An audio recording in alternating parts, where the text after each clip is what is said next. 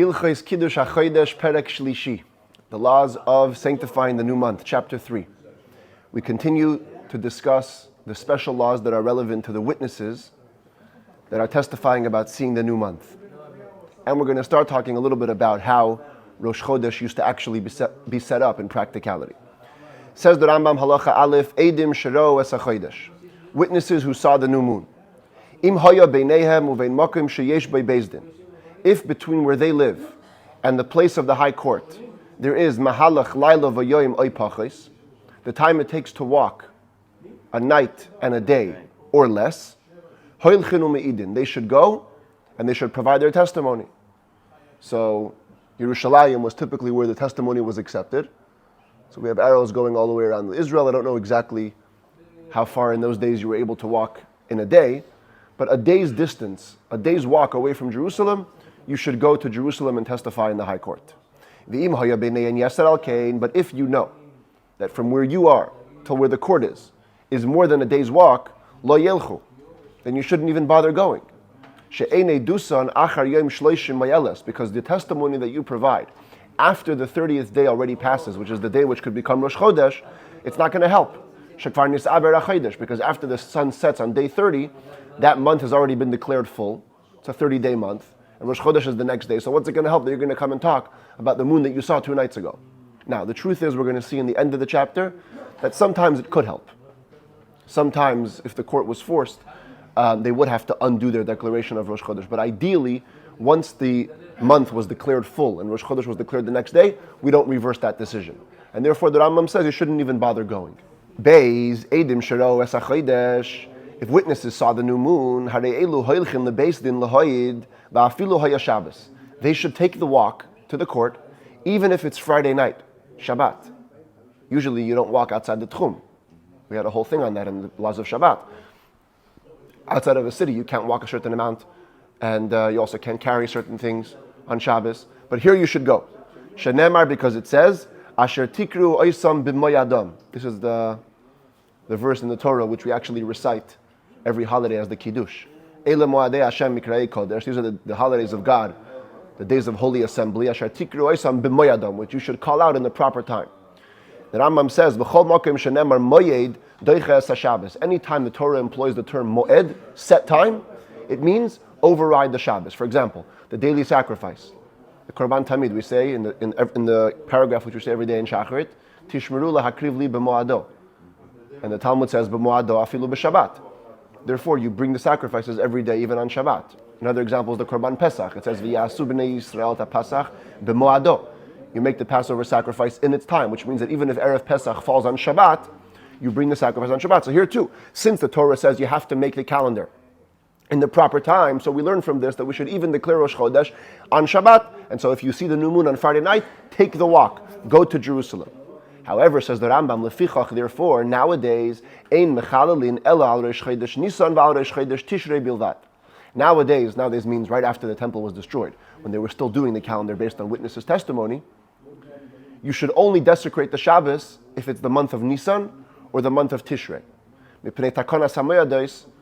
So that we can enact the schedule of the holidays in their proper time. Nisan has Pesach, Tishrei has Sukkot. What about Shavuot? Shavuot doesn't have a specific day of the month. Shavuot is 50 days after Pesach. Doesn't really matter when Rosh Chodesh is. But on Nisan and Tishrei, if the new months of those months fall out on Shabbat, you should take the walk, because it's important to make this month start on time, so that Pesach and the holidays will be kept in the proper time.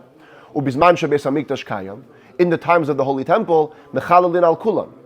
Any month that fell out on Shabbat, you should desecrate the Shabbos and go to Jerusalem. Because of the special korban musaf, the special sacrifice that was brought in the temple every Rosh Chodesh. And if it was Shabbos, that sacrifice had to override the Shabbos. So it was important to go on any month to be able to bring the korban musaf. Gimel, says the Rambam, Keshem shemechalelin ha'edim shero es hachodesh es haShabbos, the same way the witnesses who themselves saw the moon should desecrate the Shabbos and take the walk. Kach mechalelin nimohen ha'edim shemezakin esen bebezdin.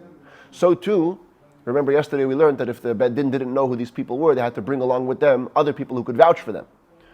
So those vouchers, those witnesses who are going to come and tell the court who these people are, they should also desecrate the Shabbos. If the court didn't know who these moon sighters were. Even if they only had one witness to help verify who the guy was.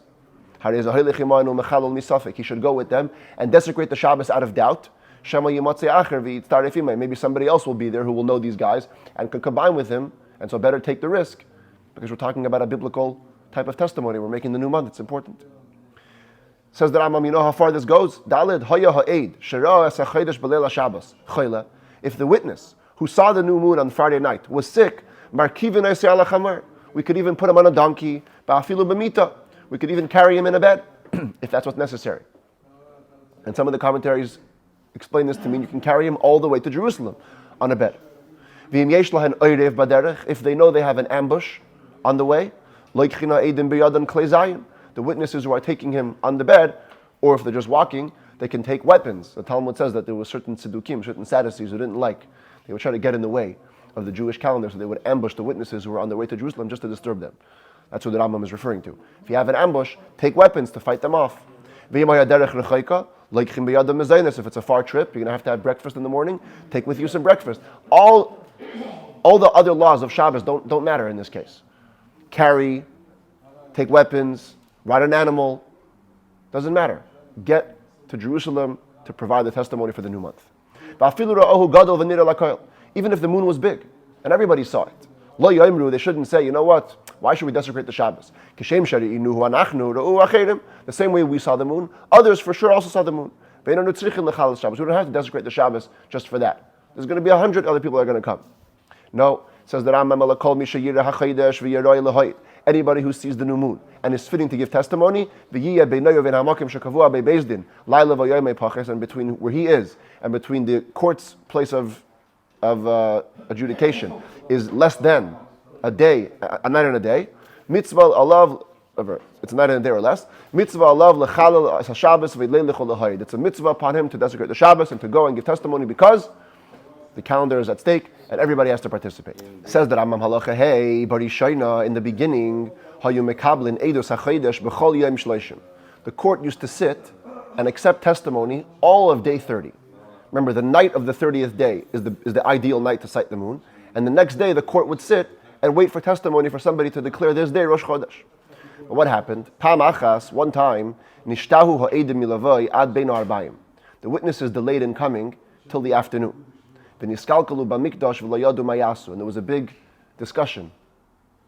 A big mess up happened in the temple. They didn't know what to do. Nobody actively came and declared Rosh Chodesh. So what should we do? Should we bring the daily sacrifice of the afternoon? We can't do that.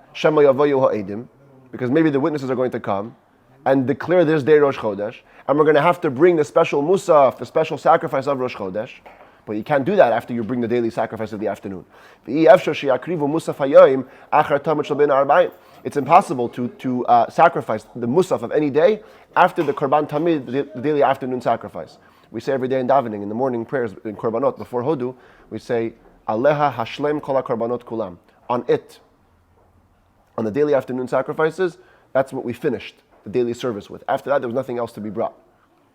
So therefore, they didn't know what to do. Should we wait for witnesses to come, and bring the musaf later, bring the daily sacrifice? It was a big mess up. Amdu beis din v'hiskinu. As a result of that, the high court got up and they made a new law, and they said, "Shelo yiyu mekablim eidos hachodesh ela ad mincha." We're only going to accept new month testimony until mincha time, about 2.5 hours away from sunset. That's the cutoff time for accepting testimony. Mincha ketana. Mincha ketana. Kedei sheyehei shahus, What'd you say? Mincha ketana. Kedei sheyehei shahus bayoim. So there would still be time in the day. Lahakriv musafin v'tamid shel bein arbayim v'niskeim. That in case the witnesses come and Rosh Chodesh is declared, there will be enough time to bring the musaf sacrifice and the daily afternoon sacrifice and the libations that accompany them. And what do you do if they pass the cutoff time? If mincha time came and the witnesses didn't come, we consider that day to no longer be Rosh Chodesh. They make the daily sacrifice of the afternoon. Even if witnesses come afterwards, after mincha, we treat that day as holy, And the next day also as holy. Umakrivin musaf lemachar, and we bring the korban musaf the next day. That's the day of Rosh Chodesh. Because we never sanctified the new month. After mincha time, that was the new enactment made as a result of this mess up that happened one time in the temple. Misha charav beis hamikdash, but after the temple was destroyed, Hiskin Rabbi Yochanan ben Zakkai beis Dinah. Rabbi Yochanan ben Zakkai and his high court, who were still functioning after the temple was destroyed, and they were still accepting testimony to make the calendar, they went back to the old ways. Because there's no issue now. There's no musaf to be brought. So they said, we're going to now start re-accepting testimony of the new month all day. And even if the witnesses will come on day 30, at the end of the day, just before sunset, assuming all is good, we're going to accept the testimony, and we're only going to sanctify the 30th day as Rosh Chodesh.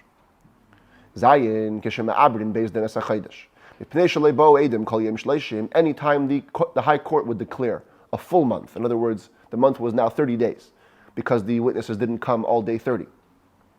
And the Rosh Chodesh would be on day 31, the court members would go up to a designated place. They would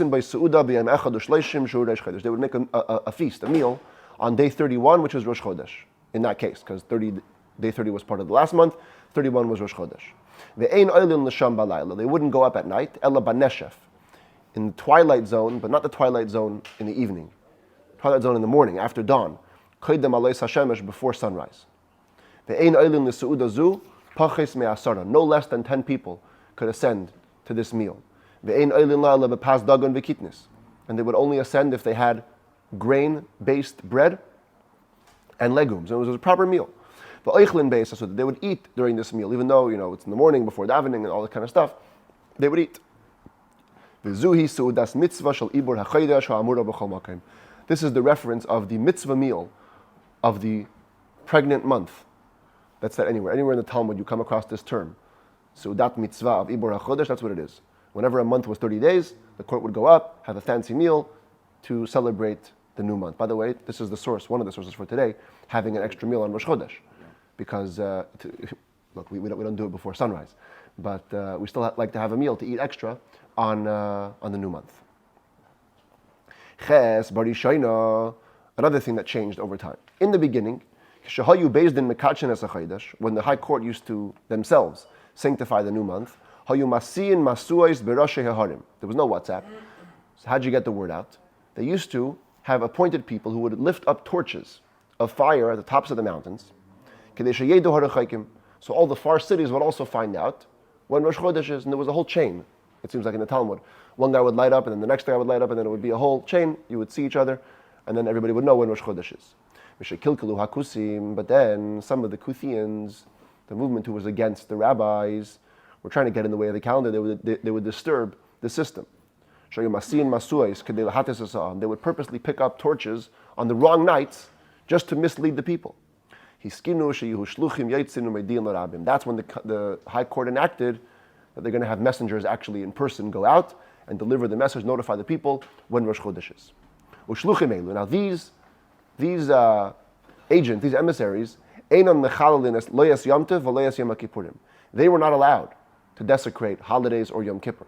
In other words, unlike when it comes to the testimony itself for the new moon, where you could and should desecrate the Shabbos, here they couldn't even desecrate Yom Tov. They had to stop traveling on Yom Tov and on Yom Kippur. Needless to say, on Shabbos you can't desecrate. Because we don't desecrate the Shabbos to keep in place an already existing Rosh Chodesh. We only desecrate the Shabbos to sanctify a new month. But once it's already been sanctified, now all you want to do is let people know you cannot desecrate Shabbos for that. And therefore, we're going to soon see that this would cause a little bit of a delay. Tes al shisha chadashim hayushluchin yaitzin. There were 6 months. This is supposed to be an image of the shluchim going out. They're all on their horses, leaving Jerusalem, tell everybody where the Rosh Chodesh is. Now, they would only send these emissaries on 6 months of the year. In other words, when it was important for Jews to actually know when Rosh Chodesh was. Al Nisan mipnei Pesach. During the month of Nisan, they would send them out, so everybody should know when Pesach should be kept. V'al Av mipnei Tainis. In the month of Av, they would send them to keep the fast of the 9th of Av. Interesting, because this means that in the Second Temple times, they would fast on Tisha B'Av for the Churban of the first temple. It's one of the sources that prove that. So Jews had to know when to keep Tisha B'Av. So they would send out the messengers during the month of Av. V'al Elul mipnei Rosh Hashanah. They would send the messengers out in the month of Elul, so everybody should know about Rosh Hashanah. Now, what does that mean? So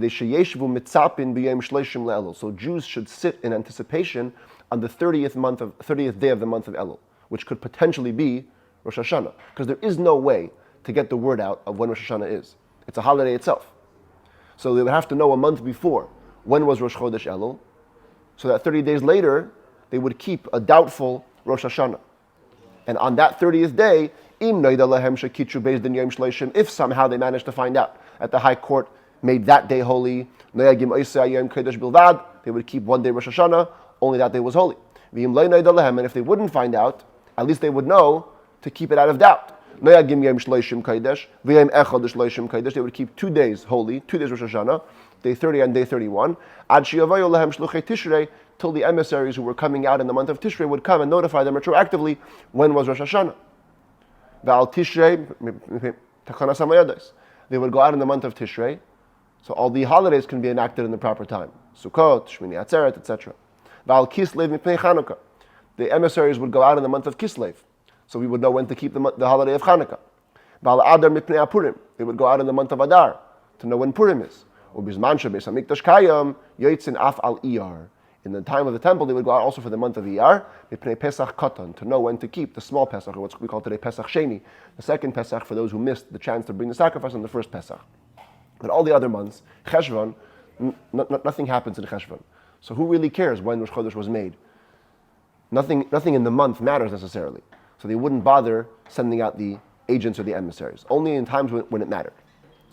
Says the Rambam Halacha Yud, Shluchei Nisan Shluchei Tishrei, Ein Yotzin Ela B'Yom Reish Chodesh Achar Shetale HaShemesh. These agents who would go out for the month of Nisan and the month of Tishrei would only go out on the day of Rosh Chodesh after sunrise, Ad Sheyishmu Mipi Beis Din Mekudash, only after having heard the word sanctified from the High Court. In other words, they had to wait till the month was actually sanctified. In the rare circumstance where the court themselves declared the new month holy at the end of day 29, as what Rambam described yesterday, when the court themselves saw the new moon. So they didn't have to go through the process of interrogating the witnesses. They could just say right away, Mekudash, as we said yesterday, and they already heard the word sanctified from the mouth of the court, then they can go out already in the evening and start their mission a little earlier. But in the other 6 months, besides for Nisan and Tishrei, they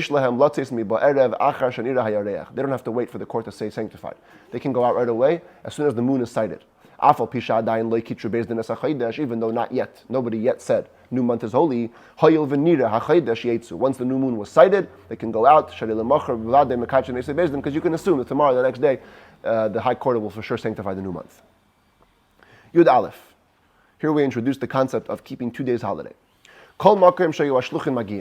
Any place where the agents reached, and they would know with definitiveness when the new month was set, they would keep the holidays for 1 day, as it says in the Torah. But in the far places where the agents didn't reach, they would have to keep 2 days, out of doubt. Because they didn't know which day the High Court said as the new month, and Sukkot or Pesach is on the 15th day of the month. Well, which day is day 15? Maybe today is day 1, maybe tomorrow is day 1. So they kept both. Yud Beis says the Rambam, Yesh Mekoymos Shayu Magian Aleim Shluchei Nisan, V'lo Hayu Magian Aleim Shluchei Tishrei. What do you do here? There were places where the agents in Nisan would reach them, and the agents of Tishrei wouldn't. Why not? The Rambam will explain the next halacha, but I'll just tell you now. Nisan, all the days until Pesach are non-holy days. So they were able to travel the entire time till Pesach. In Tishrei, you have a couple of interruptions. First of all, you can only leave after Rosh Hashanah. Plus you have Yom Kippur where you have to stop. So you're 2 days behind. So there were cities which could be reached in time for Pesach, but they could not be reached in time for Sukkot. Omin hadin haya. So logic, the law would dictate, sheyasu Pesach yom echad. Pesach he should keep 1 day. Because because the agents reached them. They know when Rosh Chodesh was. V'yasu yom tov shel Chag HaSukkah shnei yamim and Sukkot. They should make 2 days. Because the agents didn't reach them. However, the sages said, in order not to make a difference between holidays, this one you keep 1 day, this one you keep 2 days, the sages enacted, we always follow the agents of Tishrei. If the Tishrei guys don't get to you, you always keep 2 days. Even Shavuot, which is a huge Kiddush, because Shavuot doesn't depend on the month, like I said before. It's 50 days after Pesach. So if any holiday shouldn't be kept for 2 days, it's that one. Nevertheless, we don't make a difference between the holidays, and we keep even Shavuot 2 days. The Chassam Sofer famously writes that from here we see that the second day of Shavuot should be treated with more strictness than any other second day, because the sages aren't even making it out of doubt. They're making it with a certainty. They're saying you should keep this day, just not to make a difference with any other holidays. Yud Gimel, the Kama bein Shluchei Nisan and Shluchei Tishrei. How much time would there be a difference between the agents of Nisan and the agents of Tishrei? Shnei Yamim, 2 days. Sheshluchei Tishrei einon mahalchin be'echad b'Tishrei. The agents of Tishrei couldn't travel on the first day of Tishrei, mipnei shu Yom Tiv, because it's a holiday, Rosh Hashanah. V'lei ba'asiri by mipnei shu Yom Kippur. And they couldn't travel on day 10 because it was Yom Kippur. They were stuck with extra 2 days of waiting. They can't machal Shabbos, right? Or holiday. For sure not Shabbos, even a holiday. Like the Eidim. The Eidim could, because they're coming to sanctify the new month. But the Shluchim cannot. Yudalid, ein ha-shluchim tzrichim liyasan shnayim, ela afilu echad ne'eman. The agents didn't have to be a pair of 2 people. Even one person was believed. V'lo shliach bilvad, the truth is not only the official agent was believed. Ela afilu tagar mishar ha'am, even a businessman, a merchant, from anybody else among the Jewish people. Shabbat kedarkei v'amar, who comes normally, not with a mission. He's talking normally, and he says, Ani shamati mipi beis din shekitru as Hachodesh b'yom pleni. I heard from the court that they sanctified the new month on this day, on day X. Neman, he's believed. If they would fix their calendars based on his words and the holidays. This is a famous principle in halacha. When something is going to come out, when the truth will come out, we don't think people are fooling around. In the end, we're going to find out the truth. So why should we mistrust you? There's no reason not to believe him. Whenever we have something which is going to be revealed, it's called in Talmud milsa da'avida li'igluye. It's going to come out. Even one kosher witness is believed about it. Tesvav, Beis Din sheyashvu kol yom shleishim v'lo bo'u eidim. If the court waited all day 30, no witnesses came to say that they saw the new moon, and therefore v'hishkimu v'nashev v'ibru as Hachodesh, and they followed protocol.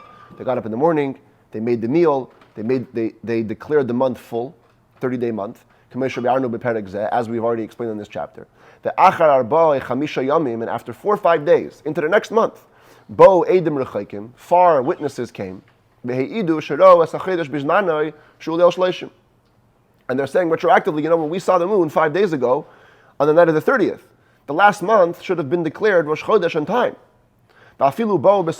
Even if they come in the end of the next month, and they want to undo the count of the previous month, says the Rambam, the court would threaten them with great threats, intimidate them. And we would bother them extensively with questions.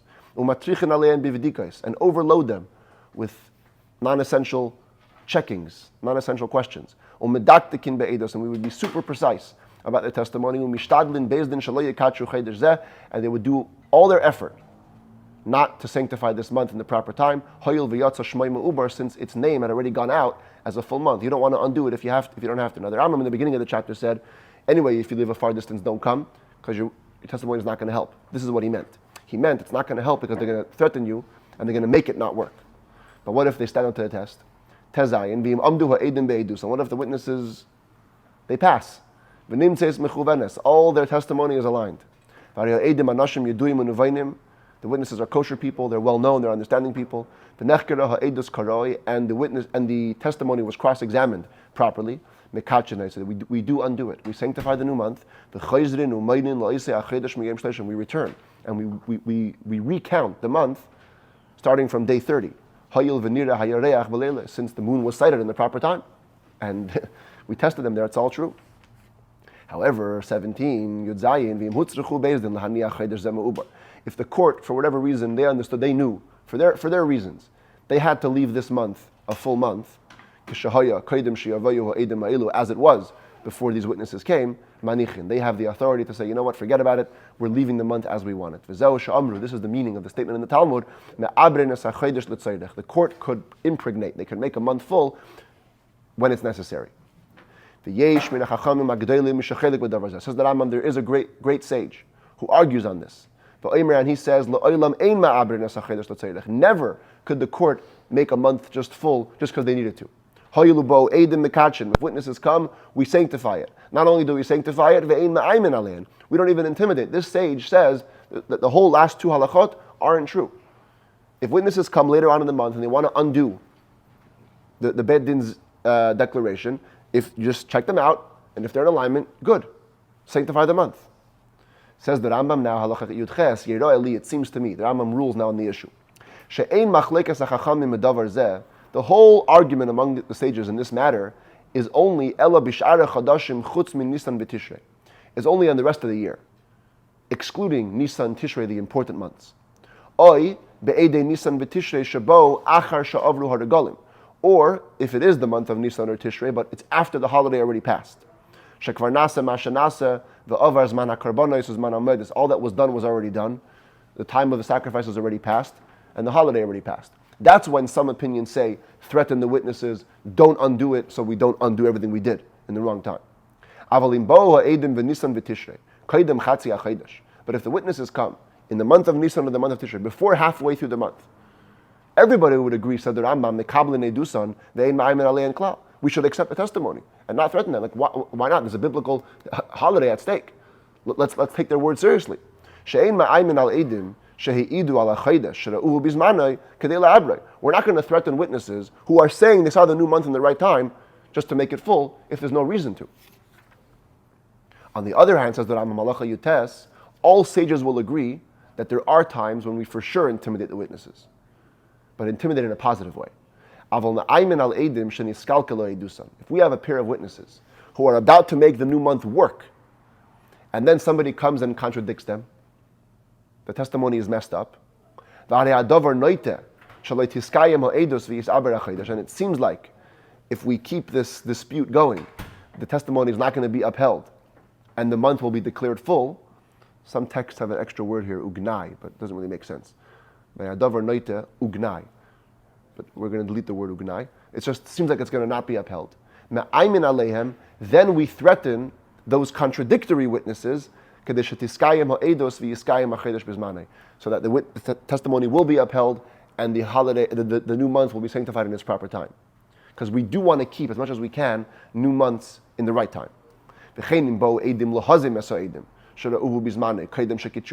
Similarly, if two witnesses come and they want to falsify the first witnesses in the way of edim zomimim, which means they're not arguing on the testimony, but they're arguing on the people. They're saying, you were with us, you couldn't have seen what you saw, or what you said you saw. So you have witnesses that are saying, we saw the new month in the proper time.